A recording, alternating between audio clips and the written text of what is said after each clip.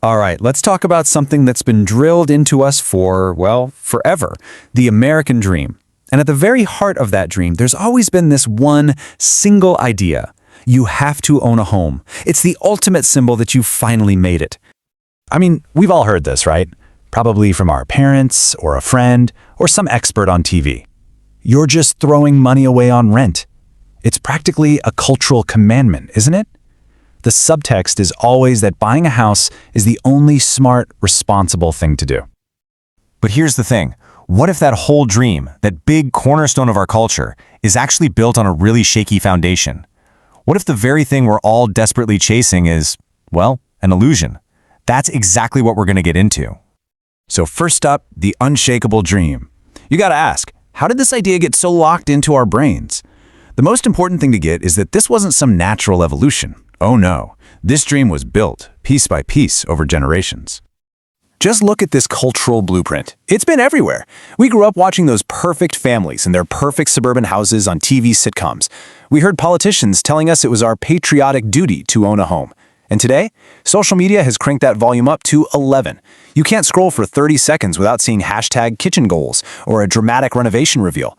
Owning a home isn't just a financial goal anymore. It's become this weird test of your character, your stability, your very worth as an adult. And this, right here, this slide just nails the problem. The dream was built for the world on the left. You know, the 1970s, where you got one job out of college and stayed there for 40 years. But we are living in the world on the right. We're dealing with the gig economy, massive student loans, and a need to be mobile for work.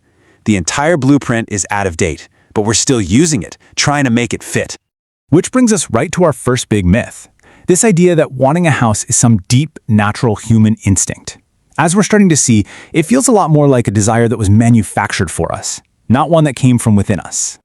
So this is really the million-dollar question, isn't it? If the economics of it don't add up for so many of us anymore, why are we all still running this race? Well, the answer has everything to do with some really powerful modern pressures. And that leads us straight into myth number 2, the home as just a private shelter.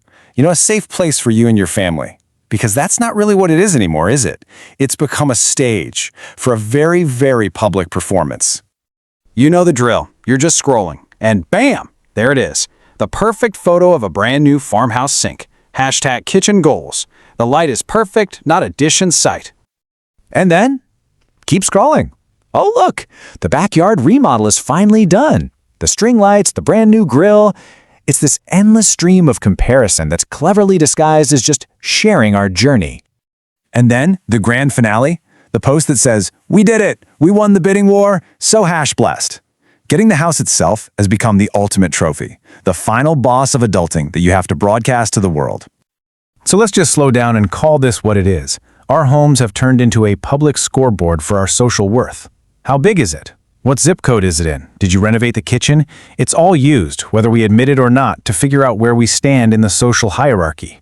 And in that kind of system, renting gets unfairly framed as, being left behind. All that pressure, that need to perform, leads us right into our third myth, and maybe the most dangerous one, the forever fantasy, the idea of the perfect forever home. It sounds so romantic, but in reality, it's a massive psychological trap.